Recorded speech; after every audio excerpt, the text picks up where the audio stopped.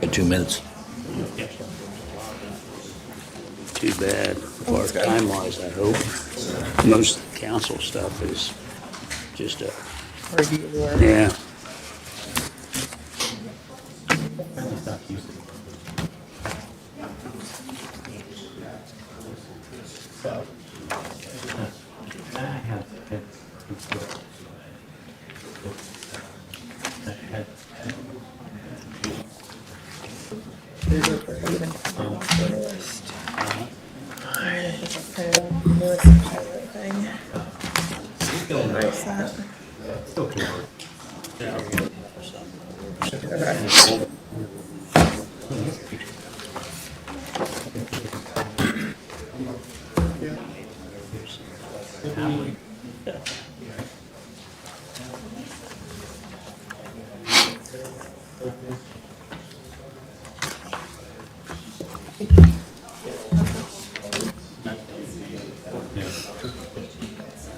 All right, so, I mean, I read the things, but like, what is it?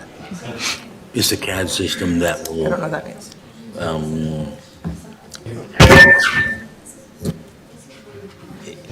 it will, based on what you hear, I saw that, and yeah. it goes through all the radios, every line, every fact, every, instead of us paying over 35,000 a year for 2 different systems. Oh, okay. You know, the county will be able to work together. Okay, it's 5 o'clock. We're going to start the public safety meetings today. It'll be about the Caliber CAD system. Chief Yikes, Sheriff Schroeder, come on up, please. There aren't any. There aren't any. No. Tyler's gonna find them and make some more copies for us. So, Yeah.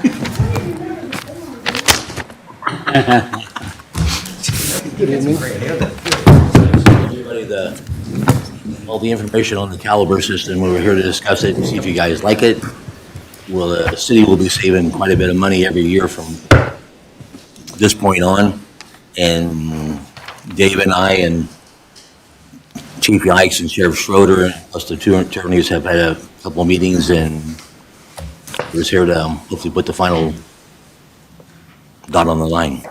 So, kind of give you guys a brief background of what Caliber is and where we're at. So, basically, we have a records management system and a software program called Spillman. The Sheriff's Department has one called Cushing. We had to build an interface to make them work. So, you have dispatchers that are sitting in dispatch right now who receive calls or send any public safety out. The sheriff's program is set up one way, the police department set up another way. So when they made central dispatch, they took county dispatch, city dispatch, and they put them in one building. That's where we get our central dispatch. From there, they combined that, but they never combined the IT portion of it. So basically, we had one interface, they had another interface, and then we have to pay to make the 2 interfaces work. So a dispatcher takes the call, creates it in the CAD system, and then it pushes out. So Spillman had to work with Cushing in order to get that out. On our end of things, when that comes out, an officer has to pull up 2 screens. They have to pull up Cushing, and we have to pull up Spillman, because dispatch doesn't, and Spillman doesn't allow for that information to transport over. So we get very minimal information. So the officers have to do twice the paperwork. On the sheriff's end, and I won't get into the weeds on that, but theirs is very simplistic. It just pops up on their screen, and it's there. So Ed and I have been working on this, it feels like for 5 years at least. Since I became sheriff. Since he became sheriff and I became chief, like, hey, how do we make this work, and how do we make it more efficient for public safety in general? Not just our officers, but for everybody in general within the county. We've sat in, gosh, I don't know, numerous meetings with Spillman, other entities. And over the last couple of years, there's always been something that's came up as well. I know the county had to do a big radio purchase, and then obviously there's some other things that would get in the way amongst these talks. So right around the summertime, we started this conversation again on what it would look like. And between Spillman and Caliber, Caliber seemed to be the better of the 2. when we started talking about how that integration works or how it would work for the sheriff's department to come on board with Spillman, and he can give you the number. That number was, I think at the beginning was well over $1 million, and then they had bumped it down to pretty close to about $1 million as well. Yeah, we ended up being about 650. This started, we looked at two companies. One was Caliber, because that's the state QPA, and they purchased the sheriff's office current vendor. And we looked at Spillman, which was purchased by Motorola. The idea was we were going to move one way or another. My intent was to move towards Motorola and Spillman because Motorola purchased them, because we would obtain 25 years of data and we'd be able to convert the data of what we had.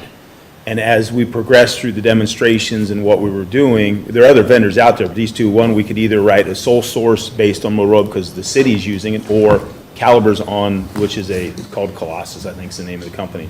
But they're on a state QPA, so we would cut out the RFP portion, request for proposals, and the entire step of going through that. And as we did that, we were finding some intricacies that Motorola wasn't really working well with, so we focused more on Caliber. We had demos on both. The intent when I started was to move to move to Spillman Motorola for us because the city's legacy of information. And as we move forward, Caliber seemed to rise to the top for ease of use and for cost efficiency. So that's where we ended up focusing in on the Caliber contract. And to piggyback on that, Spillman doesn't data share as well. It's a modular, like we would have to pay extra for. So every time Spillman builds a module or an upgrade, we have to pay X amount of dollars for it. Every about 5 to 7 years, I think we're about to go into year 5. I think we have one more year. We have a server. We have to pay right around $100,000 to do an upgrade on that server as well.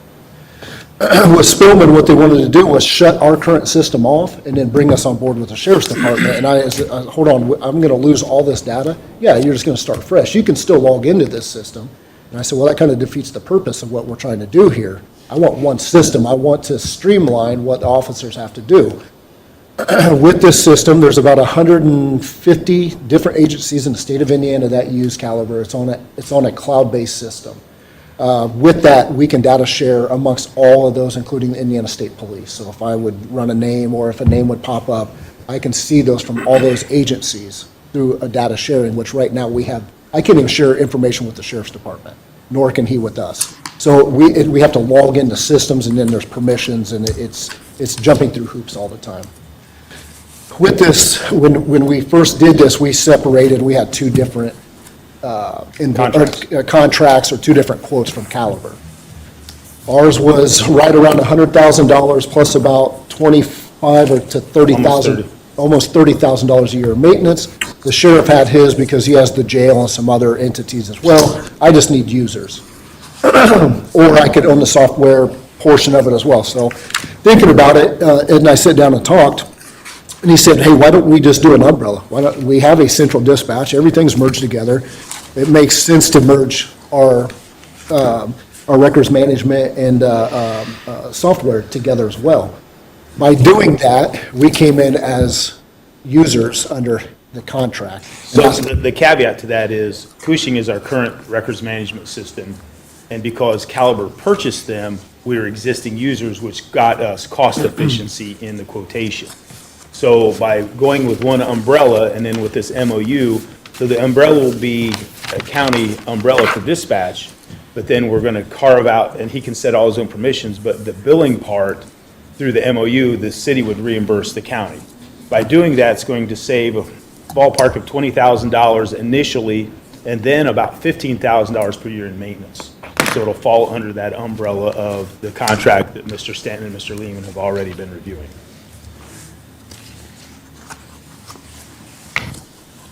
Questions? What happens to all the data then that you said?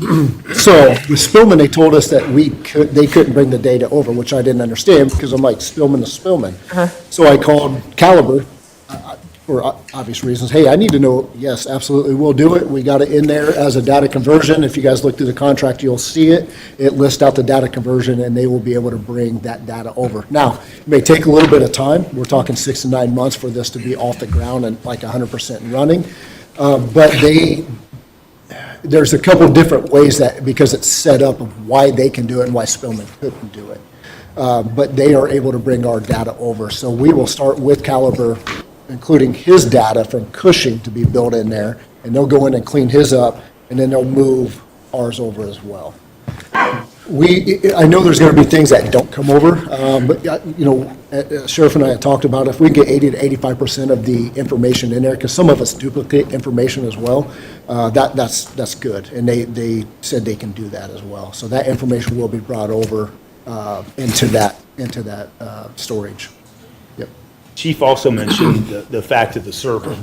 Under the county contract, we're paying for web hosting. So that it's going to be in the cloud. It's going to meet the national standards for CJIS, criminal justice information, all those other things. So neither one of us will be buying servers again and doing all that. It will be hosted in their cloud with redundancies built in so that even if we lose part of that, we have connectivity through another agency that they have, and they explained all that to us, and that's way above my head. But there's some redundancy built in to help perform that. So, any questions? Yes, ma'am. So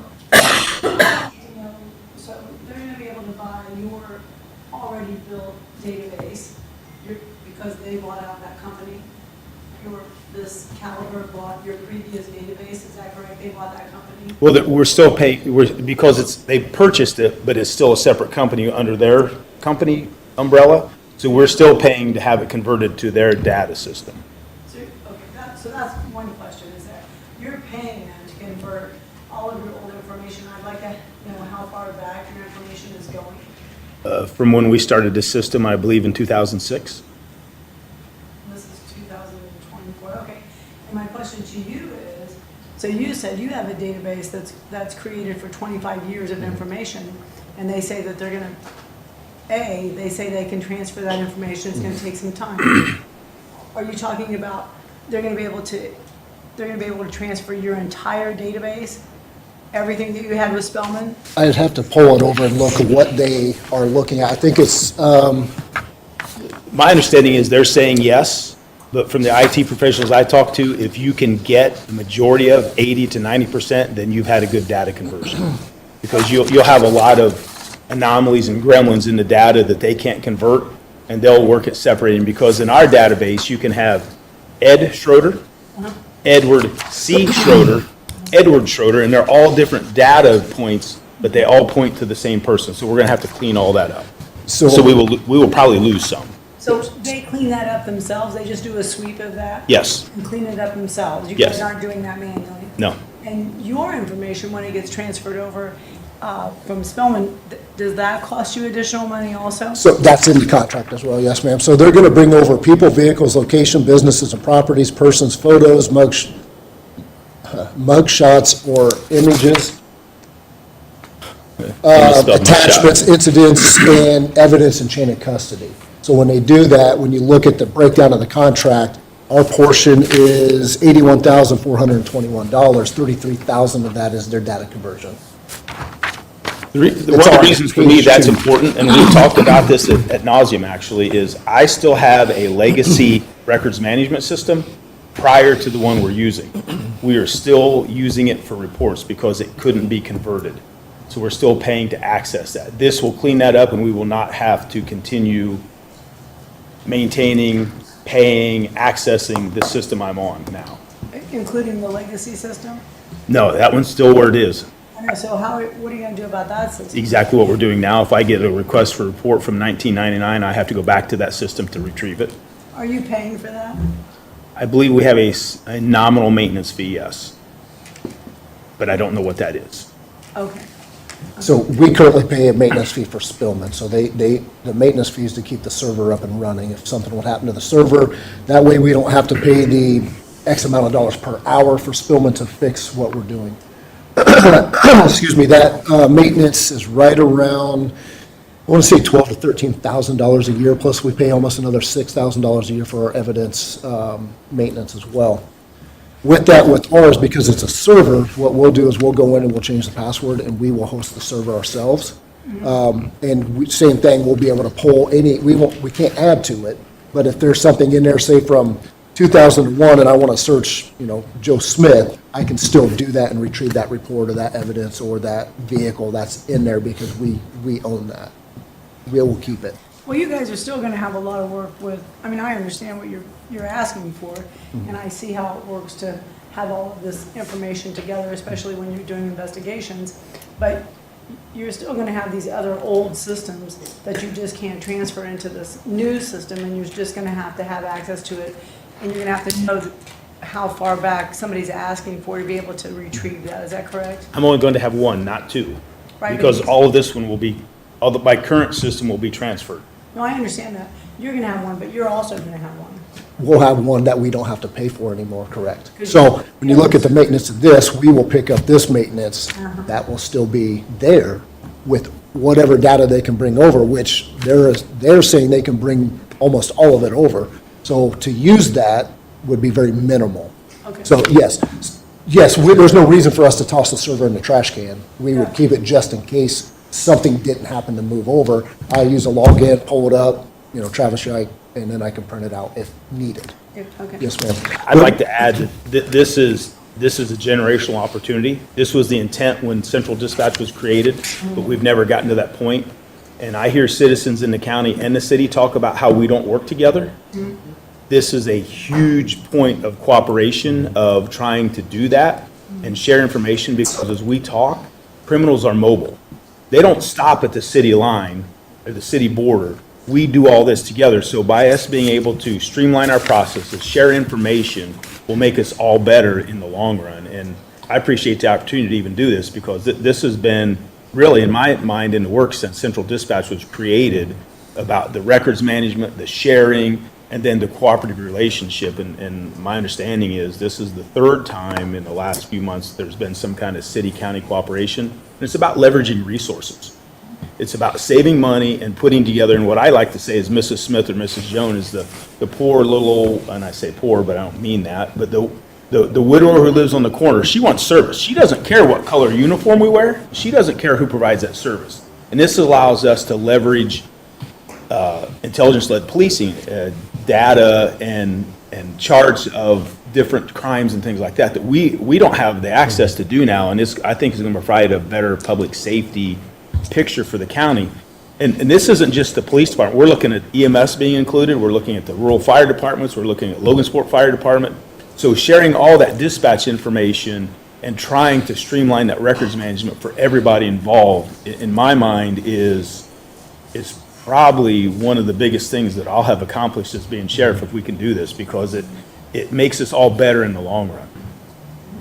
I agree, but I think it's very difficult to explain to people that when you talk about you're saving money, but we're spending $82,000, like, so we need to be very descriptive about how this helps. I mean, public safety is, we've all talked about this before, public safety is one of our #1 goals as a city council. So we have to just be very, we just have to be able to explain to our constituents that, it doesn't sound like you're saving money when you're spending $82,000. So we just need to express how this becomes. Yeah, and I think along with what you're saying, Travis kind of touched on it. If we don't go in jointly and do this as a group here with the county, we're going to have to turn around and upgrade Spelman probably next year at a cost that's comparable to what we're talking about now, if not more. I understand, I work in a criminal law office, I get it, but I'm just saying I want to be able to explain it to people that I'm saying I'm saving money, but it doesn't really look like you're saving money, so. And it's not just saving money, it goes back to what they're saying, it makes their work more efficient. They're not sitting there trying to work off 2 screens part of the time to get that, and then having to manually enter from one system to the other. And So like right now, an officer has an MDT in his car, which is similar to what the sheriff has sitting right here. Our officers use that for informational based purposes only, where his officers can actually, I was on a call with them and they're doing the full reports right there, printing them out. Our officers have to go back to station. They have to log into 2 or 3 systems. And then they have to do a report, print it out. So when you look at the time efficiency too, that this will cut down on, you have to look at also, there's, and just to explain as far as knowledge, right? I don't know yet, but the officers can get in here, pull this up, and then log their own calls. They can call in, call out. There's less radio traffic now. Everybody in Scannerland likes to post our calls on Facebook, and then. They sure do. So now we can limit our radio volume as well through dispatch, because a lot of it can be done as sent through, because the CAD is basically going to be in every officer's car now. Yeah. So that helps out there as well. We will get rid of our fleet tracking, which is called US Fleet Tracking, sorry, GPS. It's our GPS system. It's a black box we put in our cars. We have to hardwire those in, so I have to pay for somebody to do that. With that, that's about, I want to say about $13,000 a year as well, on top of the other maintenances that we pay. Caliber's, it's integrated in that into our computers. You don't have to upgrade your computers in your car, right? No, we checked on that as well. We had just did an upgrade with those. I had put it on a CIP. I think we're doing about 3 or 4 more years, but we had upgraded the entire fleet with them. And the Panasonic 55s that we got will integrate with the Caliber system, which they'll turn the GPS on in these, so that way we can get rid of the fleet tracking portion as well. Okay, thank you. Yes, ma'am? I had a question. Ed, you said initially we'd save $20,000 by doing this, Yes. and then $15,000 a year in saving? When we talk about saving $20,000, if we would do this separately, and I was here and the sheriff wasn't here, we would pay over $100,000 plus over about $30,000 a year in maintenance. Okay. Because we were working together, obviously we do the same job, it made sense to come together. When we came together, it saved our half as the city $20,000 off the initial contract of $81,424, which would have been closer to over $100,000 there. And then our yearly maintenance, we're going to pay 28.6% of the contractual. So that brings our yearly maintenance down. I think it's included in year one, so it's about $14,000. And right now, we're paying roughly close to 20 to 25,000. So when you look at the breakdown, over this 81,000 includes our first year maintenance. Then we won't pay a maintenance fee until 2026. And who has access to this, Sheriff's Department and LPD? They just said you also, the EMS is going to have Right. access to this. Who has access to it? Yeah. So access, meaning, there's some different access when you talk about access, right? There's administrative access, that our administrators or the people from his department or my department will put in charge of what they have access to. So officers will have access on their computers to run names and plates and vehicles and those type of things. Other departments won't have those full modules. It's a different module bank, if that makes sense to you. So The fire department does- security, is that what you're saying? Correct. So the fire department don't need to be able to punch in Ed Schroeder or Travis Shike in there to see if we got a driving status. Okay. So each module is different based on their security level. And central dispatch too? Correct. Central dispatch will have all of it. It's kind of like thinking about a house, and each agency will have their own room that they'll control the access to by their permissions, but it's all under that house. I see. And that house is just a contract that the county is going to pay for, and then that's what the MOU we're asking about today is to reimburse the county that share of what that first contract payment would be, and then the annual subscription and maintenance costs, which turns out to be 28.6%. And that gives a little budgetary forecast to it, as well as, they save 4 to 7% every year. Like, for me, it's a significant cost, because with the system we have, which is pretty antiquated, I pay $7,000 a year in maintenance and subscription. I move into $36,425, because this system, it works in modules. So I need dispatch module, I need a CAD module for computer-aided dispatch, I need a mobile module, I need a jail module, I need a civil service module, I need an evidence module, and I always forget the last one, but there's one other module. So that's all going to be an umbrella, and then the chief and his staff will control their permissions. So if he doesn't give permissions for us to share, which we've already talked about, we're going to do some of that, but you can lock some down for administrative approval. Like, if he's doing an investigation on me, I don't want me or my guys to be able to see it, so you can lock those down. So there's a lot of permissions built into it. So there's security to it? Yes. Correct. Absolutely. Central dispatch, where is that at now? It's on High Street. 500 block of High Street, 520 High, it's on the second floor. second floor. Okay. We moved it down there 2008 or 9 timeframe. Okay. Was it, Petey? Okay. They combined them. We had our own dispatch in the city building. Sheriff's Department had his dispatch in his building. And I had only been on a few years when they did it, but they ended up combining it all and putting it all in one room. The dispatchers are county employees, so everybody fell under the county employee umbrella. And then Okay. we pay a yearly, whatever you want to call it, maintenance or subscription fee to the county for the 911 center. Okay. Okay, thank you, guys. Appreciate it. Full disclosure, we've spent a lot of time in this in the last few years, and we think we've got the contract right by the number of users, but I guarantee you, we're gonna find somebody we missed somehow. But we fully are planning no additional cost to this. That's, Gotta iron out. we hope. Yeah, we hope. We've done, I think in 2020, we actually had our first meeting with Spillman. And then from there, just progressively worked, and then obviously there's always been bumps in the road of, we can't do this, or probably not, not going to work. But we kept behind the scenes working on this. And then it just made sense with Caliber. Again, there's about 100, I keep wanting to say about 150. 142. 142 agencies in the state that use this. There's only about 40 to 50 that use Spillman. I was a little biased because we've used Spillman for so long, but then when I went to these meetings, I was like, oh, geez, we're doing a disservice to our officers by not being able to provide them with certain information that we should have been having years and years ago. With that permissions, it's just like our flock system. If you guys remember us talking about flock, with those cameras, I just got, I think, 5 or 10 permission requests today to use our cameras, and then we send it out to those departments as well. So anybody has Caliber, we can send out that permission list as well. She gave us an example of a person who was stopped in Indiana. When they ran the name, it popped up in Atlanta, Georgia. So that officer here in Indiana could see that that person was stopped in Atlanta, Georgia 3 months ago for whatever reason. So if there's another department outside the state of Indiana, we can use that data information as well. Again, there's permissions in there for what we can and can't use or see, but it's still accessible. Okay. Very good. Any other questions? I like this because it's the city and the county working together. In the long run, I know it's 80,000 we got to fork up front.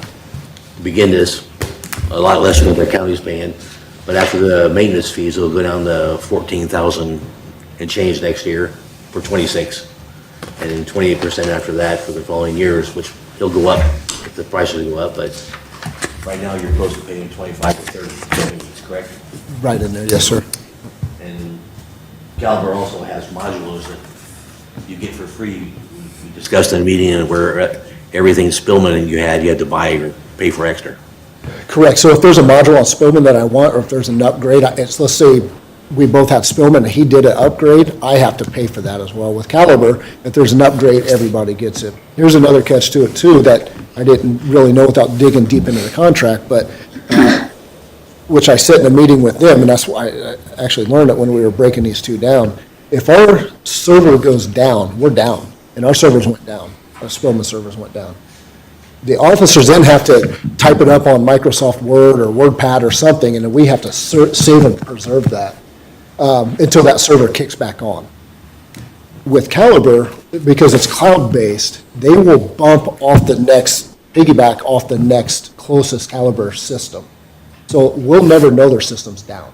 So they don't have to come in and fix a server. So with the cloud-based, let's just, for whatever reason, which I don't think would happen without his going down, but if Logan Sports went down, we would just piggyback right on the counties, and we would never know they went down. So the officer will never have to go into a completely different system to do a report or whatever the case may be. And then they'll bring it back online, and once it's online, everything's still there. So I think the next closest place is Howard County, Pulaski County, Carroll Pulaski County's County. looking, Yep. Newton County's looking, Wabash County's getting ready to go online. Yep. So it seems to be. All around The us. state QPA is the draw for a lot of people because the state has already negotiated that quantity purchase. So it cuts out a lot of the process of looking at a $500 to a couple $1 million purchase. Any other questions?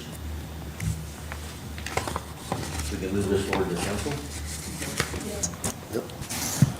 Thank you. Thank you, gentlemen. Appreciate it. Appreciate your time. Thank you. It's 5:28, public safety is over. Thank you. 5:28, and we will start the utility committee meeting. We've had lots of meetings about pilot and the rate increase, and we will let them explain it and see if you have any questions. Hi, everybody.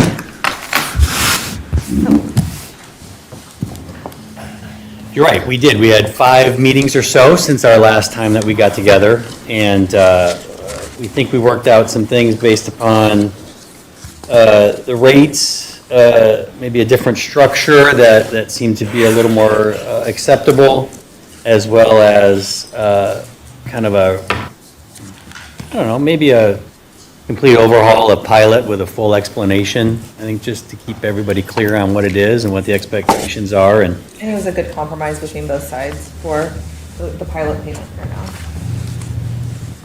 yeah, that would be a way to say that, for sure. Absolutely. You didn't like my way, did you? Neither side got exactly what they wanted, so that's why I said this is a good compromise, right? I mean, Yes, right? that's a great compromise. You're right, that's a great compromise. The rate structure is going to change a little bit. You know, we were talking about, talking about $1 on kilowatts. And now what we're going to do is just make it a flat rate for residential customers and have it just be 50 cents a month and nothing more. So regardless of your usage, for 5 years, it'll go up 50 cents a month, so $6 a year. So that, I think that's, was something that we negotiated and talked through quite a bit. And then, on our industrial customers, we were proposing 3%. That'll change to about 3.5%. And we base that off of what our cost to serve was on that customer group. And our cost to serve number is, what it cost us to serve that customer. And that was traditionally higher. And, we've seen this across all our utilities where maybe we weren't balancing that very well. And going back through that, we added another 0.5% to that group to make it 3.5%, which, their overall bill number doesn't seem that significant, but the totals make it so we can, keep that residential increase a little bit lower.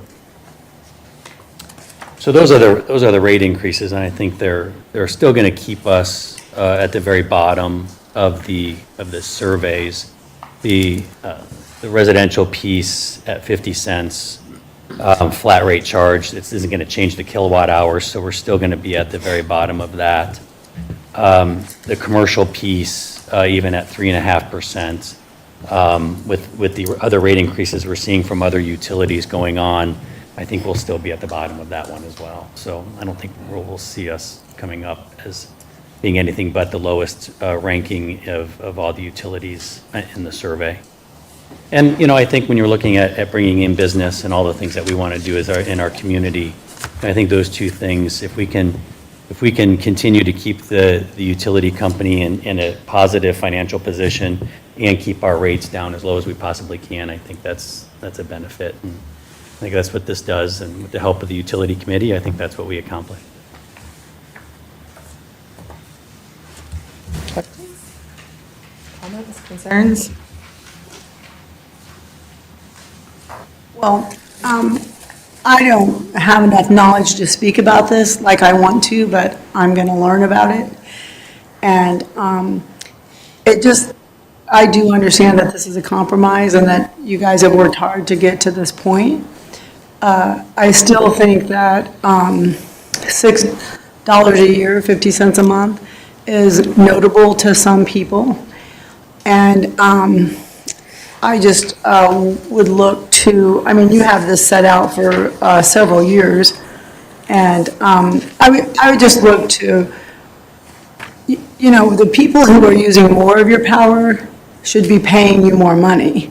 And I would just look for that trend to continue, that we the people that you are, really putting out the services to are the people who should really be paying the money to you, and I hope that we can keep this the way you have it set out for the people in Logansport, because, well, anybody who uses your service, because it's very difficult right now for people to be paying even 50 cents a month when the water and sewage is going to be going up. We've already discussed this at the last meeting, so I just hope this is the trend that you stay on.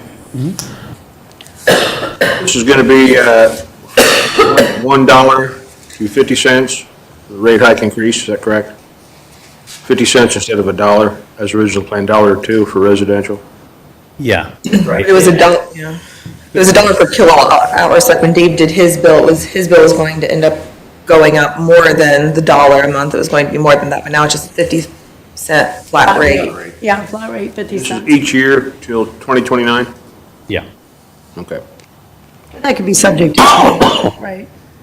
Like, I mean, are you locked into this?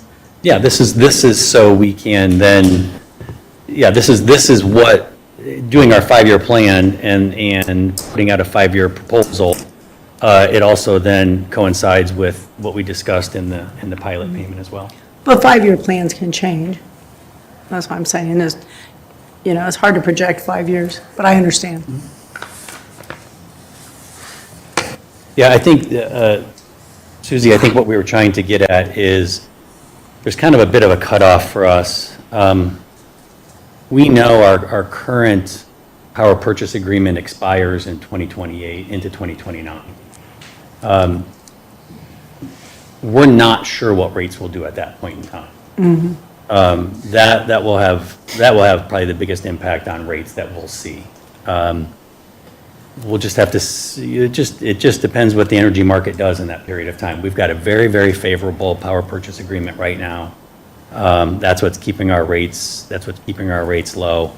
We'll start negotiating that into 27 and 28 to try to lock something in. And we'll start watching the trends and try to do that. So I think, we kind of picked that because we knew that was kind of a threshold date for us. After that, we weren't sure what we were going to see coming out of the market.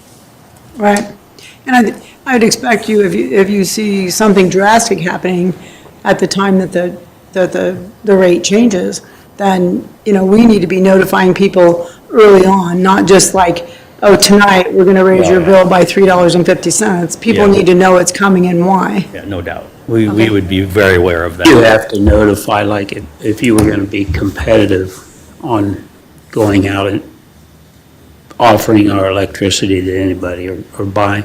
Yeah. You have to do that, like 12 to 18 months ahead of time, don't you have to notify them that you're going to? Yeah, what Dave's talking about is if we start shopping for outside pricing, you have to do it 12 months in advance. So we'll start knowing that, to your point, a year before the end of the contract term. So we'll start to see those numbers early.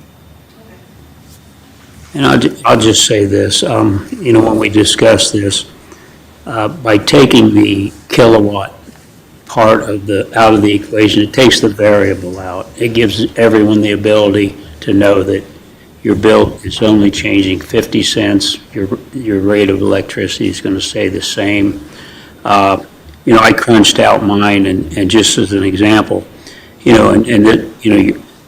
my consumption varies from just right over 500 to over 900 in the hot months of the summer.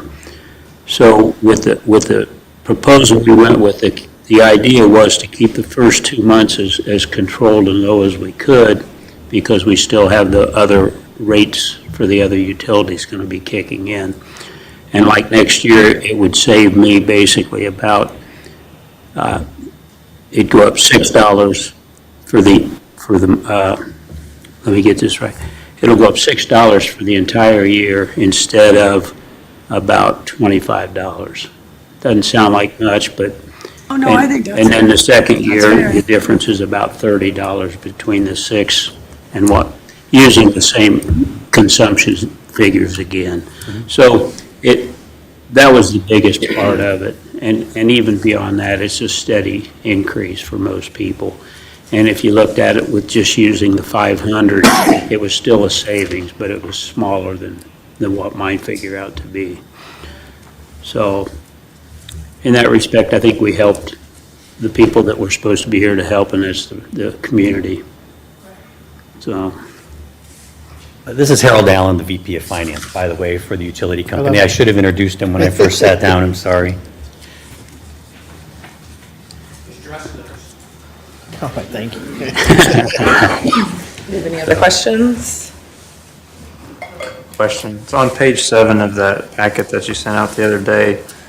Okay, I do feel better, I guess, now about knowing it's only 50 cents a month versus per kilowatt. That definitely changes the subject there.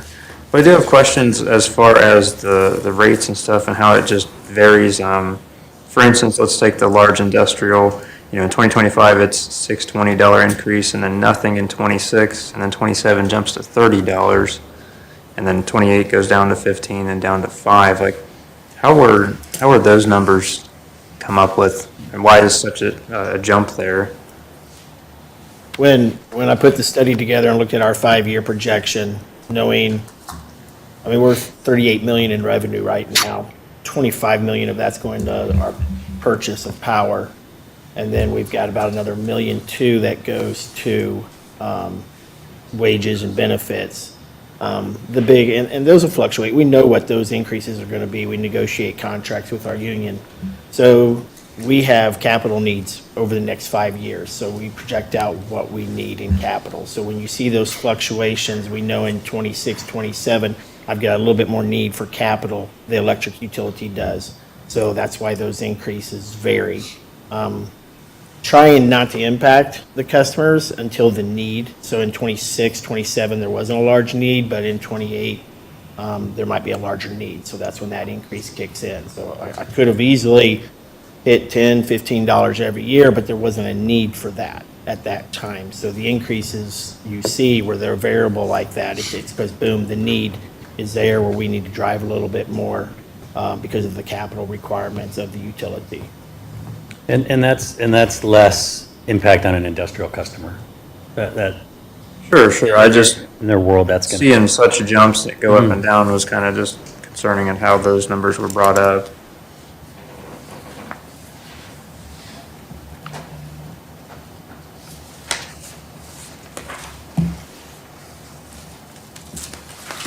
So are we okay to move this to the January council meeting?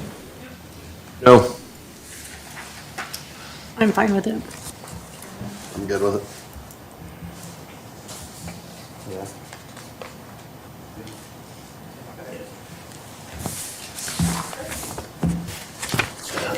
Chris, Haley, Dave, thanks for your help and work. We spent a lot of hours working on this, going back and forth, and Harold as well. So I appreciate all the time we spent on this and Thank you. all the hours and commitment we put into it, so.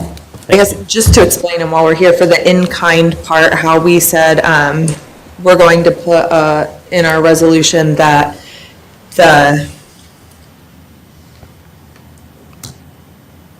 I don't know the word. request for in-kind work out from different departments would go through the utility committee. The utility committee will get with Yes, that's what I was trying to the say. utilities, rather than having 4 or 5 different departments asking them for things to be done. All that would go through the utility committee, and we'll get that. We're hoping it'd be like a big project that we'd Right. be able to approve, say yes to, and not just be like lots of It allows us to track it. little things. Allows us to track it, because right now I don't know what it's being used for really. So it'll just be good record keeping and streamline things, hopefully. Yep, Okay. that's well supported and agreed. All right. Sounds good. It is 5:42, so the utility committee can come to an end. Thank you. Thanks.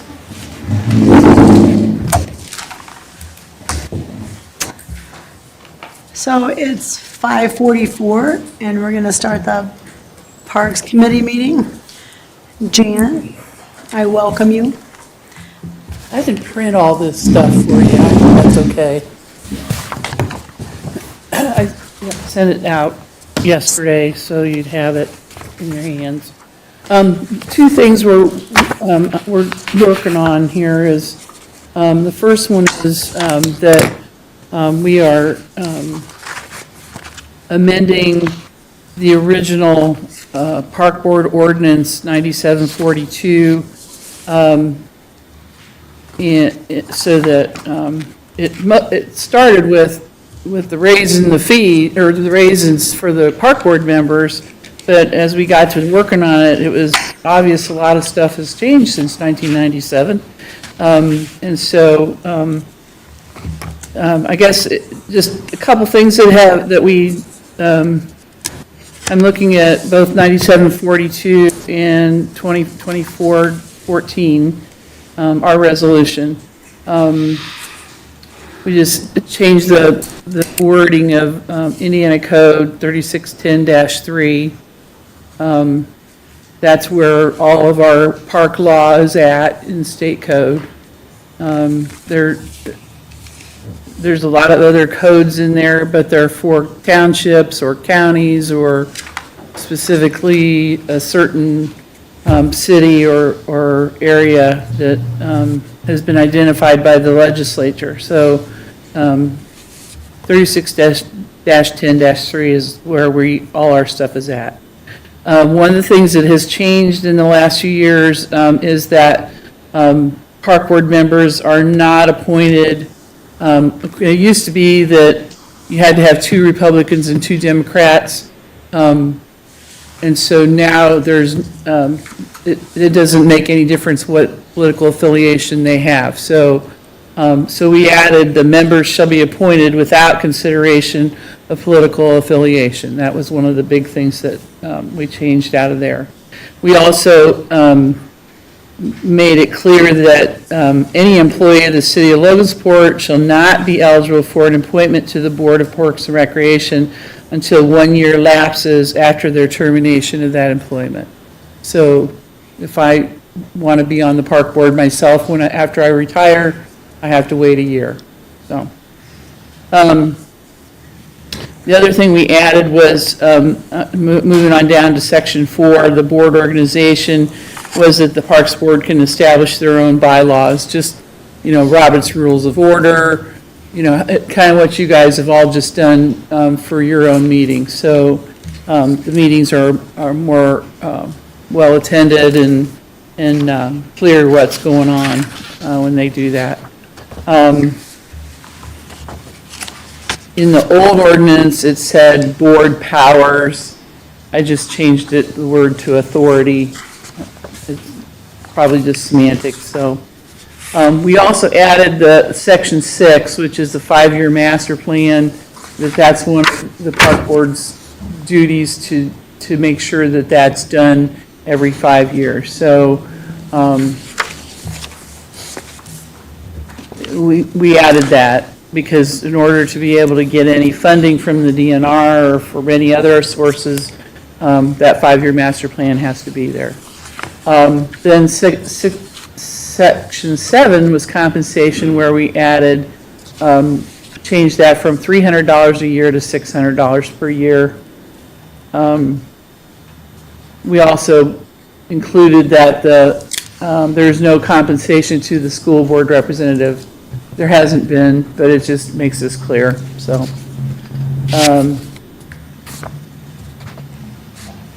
Gifts, donation, we didn't change anything there. Appeal and passages, just all in one section, so. So that's really all there is to it in terms of changes.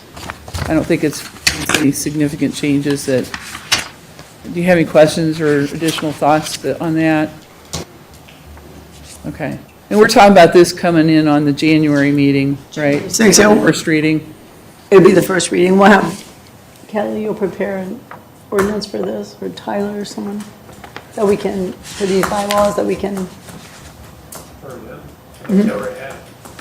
Well, theirs is a resolution. Don't we have to write an ordinance that says we accept the resolution? Well, I don't know that a Parks Board resolution cancels out our ordinance, does it? No. So we'd have to rewrite our ordinance. So we have to She rewrite. modeled their resolution off of our old ordinance, Kelly.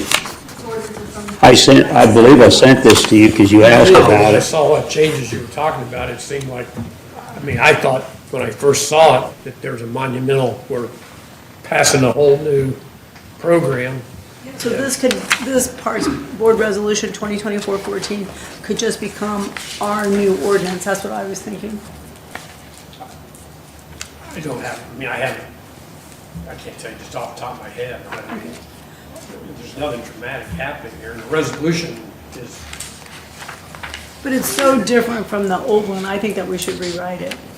See, the ordinance was passed by the council, and we would have to rewrite our ordinance just to model theirs, wouldn't we? I mean, are you talking about bylaws for them? I thought they were doing their own bylaws. No, not just the bylaws, but the resolution, can it just be made into a regular ordinance? Yeah, that's what- So that it looks, I guess that's what we're Yeah. asking. Yeah, that's what we're asking, that this just be rewritten into an ordinance. Instead of because- having a resolution on the top, it's an ordinance. Yes. Right, and it's, Exactly. you know, we don't want to keep hanging on to 97. Revokes Okay. the old one and this is the new one or something? Isn't that the? basically, she's written the ordinance the way we would write it. Right. I'm So just you saying just- the Parks Board can't nullify the ordinance because it was passed by the council. So that's why it has to be rewritten, and if you could send it to him in a PDF form, then that would really be easy for you to redraft. Or Word, in Word. Word, yeah, that'd be easy. One of those, Glad to do that. Okay, if somebody in our office. Okay. Any questions, though? Any other things? Okay. Then the other thing, when we first started selling beer and wine at the golf course, we established a 3,000, because one of the things about selling, or every time a beer or wine supplies are delivered, we have to pay for them immediately. It's not you can't be invoiced or anything. So we get an invoice, we write a check from this $3,000 petty cash account, and then we submit that to the city as a claim so that it can be paid back into this checking account. Well, between the cost of beer and wine and the frequency of delivery, we can't always have enough money in there because it takes 2 to 3 weeks to get the petty cash back in, but in the meantime, we're still taking deliveries on another shipment. So anyway, we're asking for a $6,000 petty cash account on that, And so. this was actually something that Robin talked to me and Jan about because of the issue with them. If they have a big event, they have to order again. They don't have time for the claims to go through the Board of Works and get the money back in the account. So this way, they'd have enough funds available if they had to order in such a short period of time. Because you had that happen a couple times this year. Yeah, I think so, yeah. and I also think this is, due to the increase in volume of sales Yeah. of your people golfing and being there and attending events, I think that's part of this also. Yes, yeah. The other thing, we added the golf course manager to the persons that could sign the check, so that if Dean is not available or I'm not available, he can get that done still, so. Right. So does anyone have any questions about these two resolutions from the Parks Board that we'd like to move forward to the July 6th meeting? July? I mean, January. Sorry, I'm going on I vacation. can wait a little bit, but I don't know about, I'm already on the cruise ship, I'm sorry. Actually, the petty cash, I believe, is on the agenda. It's already, yeah, it is on the So- agenda, okay. So we just need the ordinance for the new, to replace the old 97 one. That's all we need for the January 6th meeting. And I will be back. So is everybody okay with moving these forward? Yes, ma'am. Okay. okay, thank you. Thanks, Jan, appreciate your time.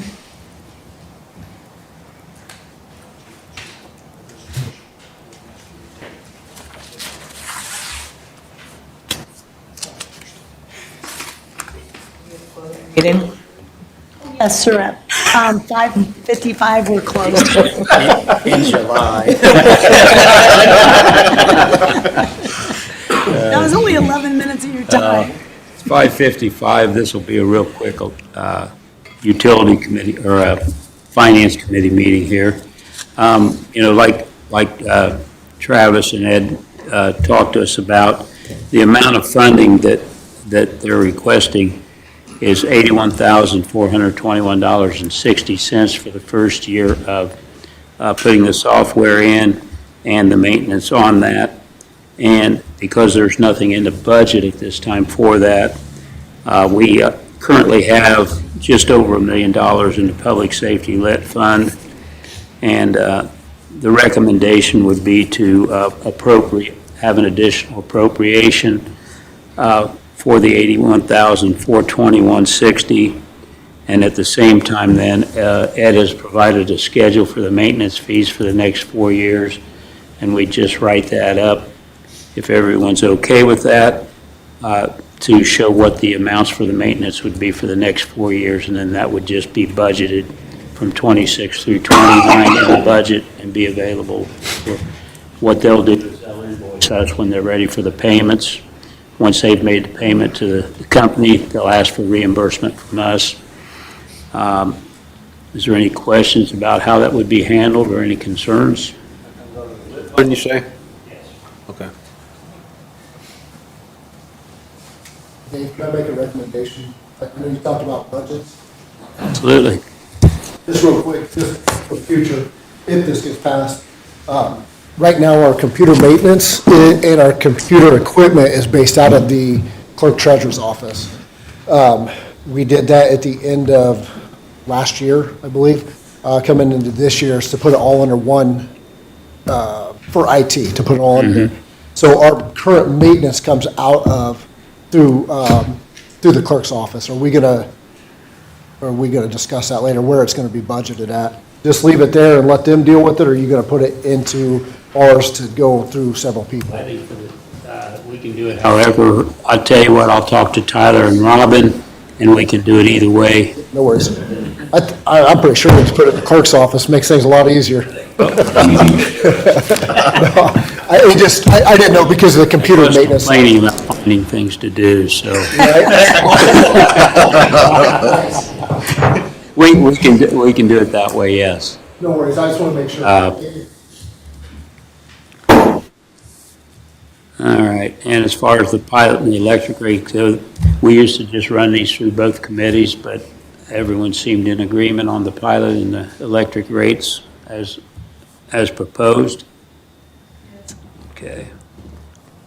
Cash resolution, like I said, it's on the agenda tonight, and the last thing was capital outlays. One of the things we've talked about doing is adding a clause, and I wanted to get to, Finance has talked about this, the committee, about having a policy in capital outlays that the money that's budgeted for capital outlays has to be spent on the capital outlays that it's funded for, and that we won't allow transfers out of that category for any other purpose during the budget season. That's something, think about it. I think it's beneficial to everybody. It makes good stewards out of our departments. They won't put something aside that they were planning on buying and end up using that money in some other fashion. Even if they'd have to come back to us for, this way they know as the year starts that it was put there for a purpose, and that's what we should use it for. Exceptions to that, Dave, or just solid? Well, here's what my thought would be, if they purchase something, the idea is to have quotes for the stuff that you purchase. So if you have a quote and it ends up being a little bit more and you have to borrow from one of the others, or if you come in under on one, you get a better deal than you thought, and you need that funding for something else within the capital outlays, you could use it that way. To just restrict the money to what it was set aside for, and that's capital outlays. But create some kind of a clause and bring it back up at the next finance meeting. That'll give the department heads, if they want input, they have time to come and talk about it. Sounds good. At 6 o'clock, I'll call finance to a close.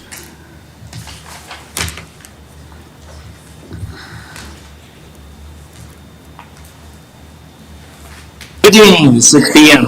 on Wednesday, December 18th, 2024. I'm Chris Martin, calling to order the regular session, or I should say special session, of the Logansport Common Council. We'll start with the Pledge of Allegiance.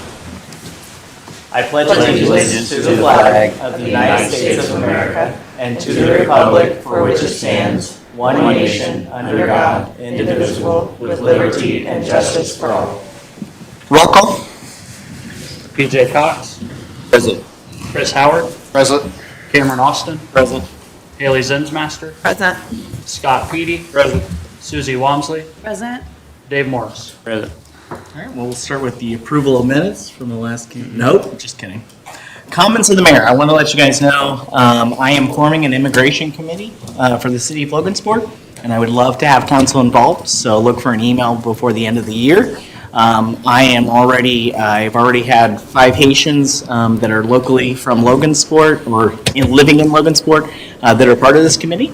And so the goal of the immigration committee is to really bridge the gaps that we're experiencing right now between those that aren't American and those that are in our community. And so that's what we're doing. We're trying to bridge that gap in communication, better understanding their cultures as well as them understanding ours. So just wanted to update you guys on that and let you know that we are forming that. And I have asked quite a few people to join that. So hopefully we got some yeses and we'll start in January. So I'll let you guys know. All right, reports from committees, boards, and commissions.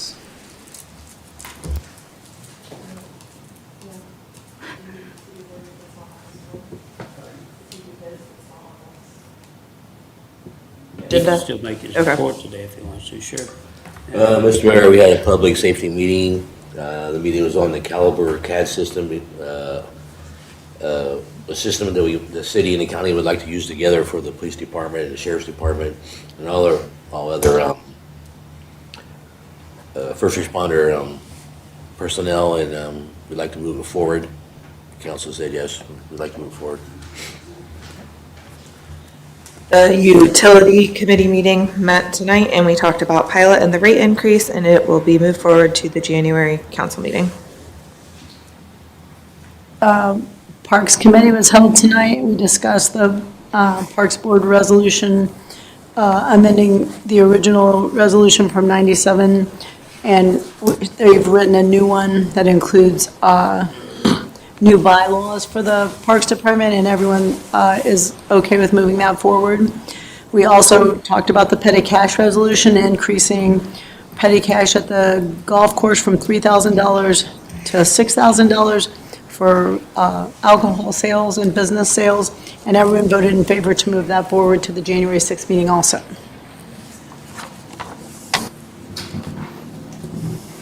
Finance Committee met and discussed the financing for the Caliber software installation and maintenance, as well as the pilot and the petty cash. Start with old business, ordinance 2024-31. Councilman Cox. Ordinance 2024-31.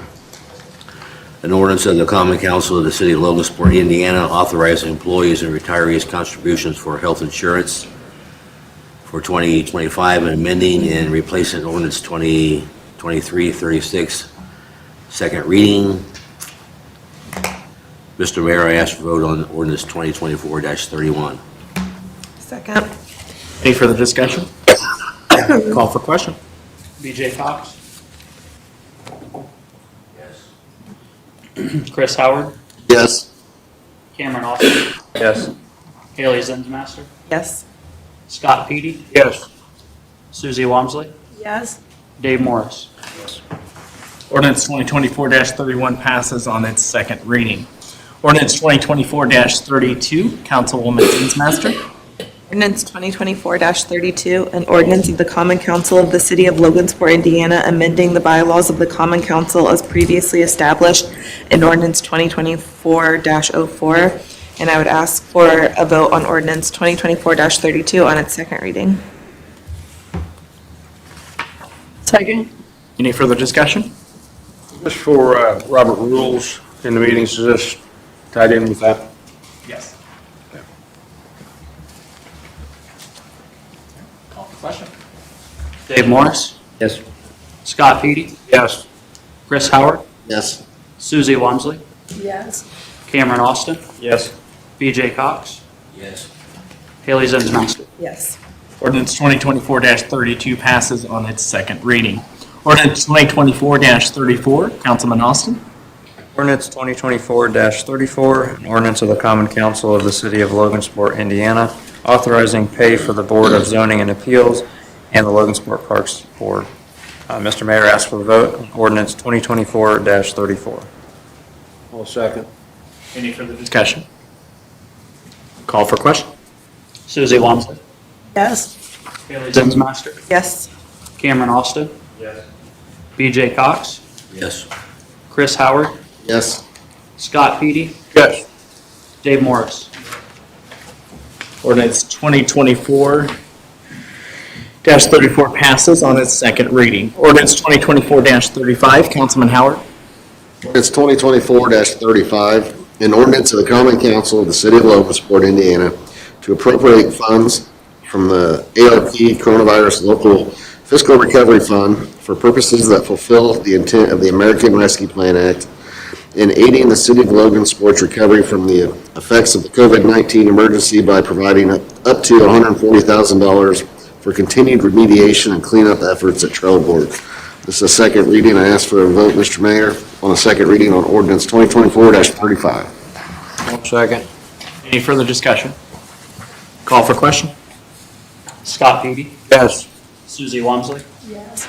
BJ Cox, Yes. Chris Howard, Yes. Dave Morris, Haley Zensmaster, Yes. Cameron Austin. Yes. Ordinance 2024-35 passes on its second reading. Ordinance 2024-36, Councilman Morris. 2024-36, ordinance of the Common Council of the City of Logansport, Indiana, to appropriate funds from the ARP Coronavirus Fiscal Recovery Fund for the purposes that fulfill the intent of the American Rescue Plan Act in aiding the City of Logansport's recovery from the effects of the COVID-19 emergency, for providing up to $125,000 for renovation of the memorial home. I move this forward for a vote. Second. Any further discussion? Call for question. Dave Morris. Cameron Austin. Yes. Susie Wamsley. Yes. Scott Petey. Yes. BJ Cox. Chris Howard. Yes. Haley Zensmaster. Yes. Ordinance 2024-36 passes on its second reading. Ordinance 2024-37, Councilman Petey. Ordinance 2024-37, an ordinance of the Common Council of the City of Logansport, Indiana, revoking ordinance 2023-07 in its entirety and improving a new Logansport City Employee Handbook. Mr. Mayor, I ask for a vote on ordinance 2024-37, please. I'll second. Any further discussion? Call for question. Haley Zensmaster. Yes. BJ Cox. Yes. Dave Morris. Scott Petey. Yes. Chris Howard. Yes. Susie Wamsley. Yes. Cameron Austin. Yes. Ordinance 2024-37 passes on its second reading. On to new business, ordinance 2024-33, Councilwoman Wamsley.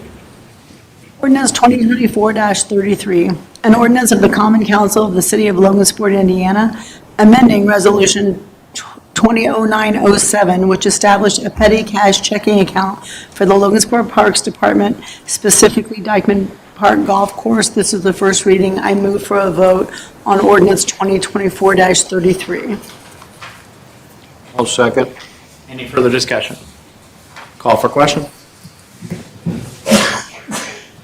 Haley Zensmaster. Yes. Dave Morris. Yes. Cameron Austin. Yes. Susie Wamsley. Yes. Scott Petey. Yes. BJ Cox. Yes. Chris Howard. Yes. Ordinance 2024-33 passes on its first reading. Resolution 2024-158, Councilman Cox. Resolution 2024-158, a resolution of the Common Council of the City of Logansport, Indiana, reappointing the board members to the Cass County Logansport Industrial Park Board of Directors. Mr. Mayor, I ask for a vote on Resolution 2024-158. Second. Any further discussion? Call. Oh, go ahead. Remember that they appointed, we did. It's reappointed, so you're reappointing who you had. That's it, Jim Bauer. Thank you, Dave. All right, call for question. Chris Howard. Yes. Haley Zensmaster. Yes. BJ Cox. Yes. Scott Petey. Yes. Dave Morris. Cameron Austin. Susie Wamsley. Resolution 2024-158 passes.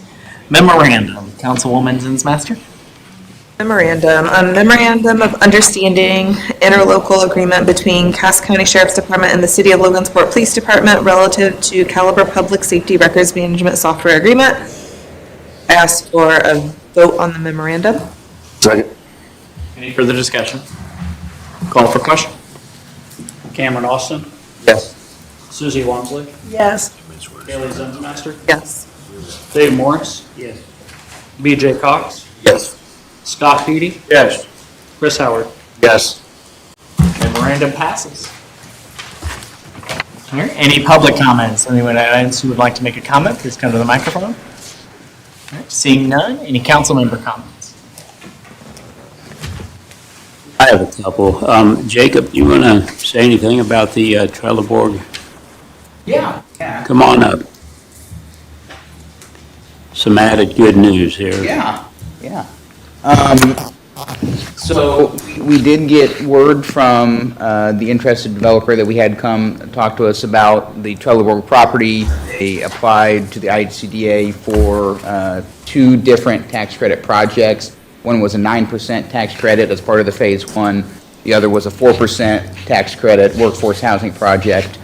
The ICDA came out with the results, and the developers were awarded one of the projects. It was the 4% project. They have dubbed it, at this point, Storyville Apartments. And so that was awarded to them by the ICDA. I actually was just looking at the numbers just in case I got called up. But we'll find out more information about the timeline and all of that soon. But the project would include 72 new workforce housing units as part of this Phase 1 project. It would also include a lot of the green space that we've seen in some of the proposals to kind of finish out the remediation and allow for further phases of this to happen. And in discussions with the developers, this will come further down the road, but they think that there's a distinct possibility that they'll also be able to do the child care portion of the project with this 4% application that they've been awarded. And so it's an exciting thing for that area. Overall, the proposed development cost for this that they applied for was $17,315,013.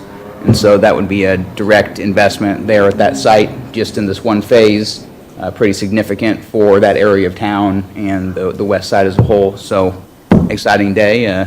Merry Christmas to everybody, but exciting for the community. And so thank you for supporting the ordinance tonight to further the funding of that site and the redevelopment of that. That'll be a really good thing for the neighborhood and for the community as a whole. So thank you all, and yeah, great news. Thanks, Dave. Thank you, Jay. Just, if you go back in your emails, they sent us a little like summary, I guess you would say, when we first talked about this and before they applied. So if you can't find it, I might be able to find it in my computer. I had a copy of it at home, but Talking about the summary part that we asked to receive when they, about the Storyville Apartments, and referring to Logansport. how they described them Yeah, with I've part of never their seen grant that. application. Yeah, I've never seen that. I'd like for you to send that to me. Yeah. I'd like to read that. I'm sure it's a great summation. Well, that's great news. Between that and the farmer's market, Yeah, we got it going on. absolutely. So we're really making some progress. Everyone should be proud. Say something, Travis? Yeah, if you don't mind, I just want to thank Tony for 39 plus years. Yeah. Yes, thank you, At the Tony. City of Lotusport. I didn't get to thank him today at the city, or at the Board of Works. I think you and I had stepped out, so before you guys close, this is probably his last meeting. He makes these meetings, at least for me, enjoyable. Thank you the last 5 years as the department working together, and I appreciate everything you've done down there. Obviously, Chad's taken over, but thanks, man, I appreciate it.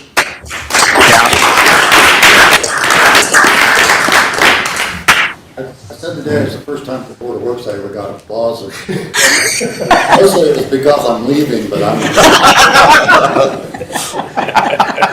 Good feeling. It's good working with you, Tony, and I still got you on speed dial, so.